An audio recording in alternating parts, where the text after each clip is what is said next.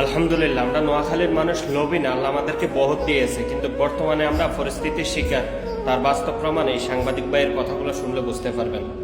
আমার এই এক জীবনে বাংলাদেশের নানান জেলাতে বন্যা কাভার করেছি, সেটা সাংবাদিক হওয়ার কারণে। কিন্তু সমস্ত কিছু পেরিয়ে আমি নতুন একটি জায়গা, যে জায়গাতে আসলে এর আগে আসা হয়নি, সেটি হলো যে ফেনী এই অঞ্চলটি। এই ফেনীর পাশাপাশি এটি নোয়াখালী। তো নোয়াখালী, লক্ষ্মীপুর, ফেনী অঞ্চলের আসলে অধিকাংশ মানুষই আসলে খুবই অর্থবান এবং তাদের সহায় সম্পত্তি অনেক রয়েছে। তাদের বেশিরভাগ মানুষই দেশের বাইরে থাকেন।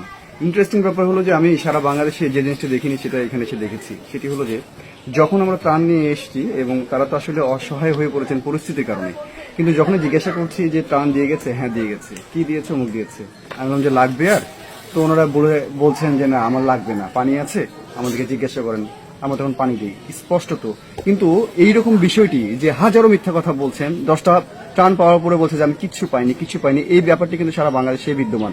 এই জায়গায় এসে ডিফারেন্ট একটা টাচ আমি পেয়েছি আমার সাংবাদিকতার লাইফে, এবং শুধুমাত্র তাই নয়, আমি দেখেছি যে এই বিষয়টি একেবারে ভিন্ন এবং এত সোভার, এত লয়াল এবং এত অনেস্টি এনাদের মধ্যে যে একটিবারও একটা মিথ্যা কথা বলেন। এই বন্ধু যে বাড়িতে দিতে গেছি যে আপনি নেন এটা, বলছেন না আমার তো লাগবে না, পাশের বাসা আপনি যান, ওই পাশের বাসাতে গিয়ে আপনি দিয়ে আসুন। এই যে একটা সততা, এই সততায় আসলে আমরা এই সততার বাংলাদেশি দেখতে চেয়েছি।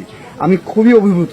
আমি এই অঞ্চলে খুব একটা আসিনি, কিন্তু এই অঞ্চলে আমি এসে যা শিখে গেলাম তা আমার কাছে মনে হয়েছে গর্ব করে অন্য এলাকায় গিয়ে বলার মতো একটি অবস্থা রয়েছে। যাই হোক, সবাই ভালো থাকুক, পরিস্থিতির শিকারী মানুষগুলো খুব দ্রুতই সেরে উঠুক, খুব সহজেই ভালো হয়ে উঠুক, আমি এটা প্রত্যাশা করি এখন পর্যন্ত। বাই।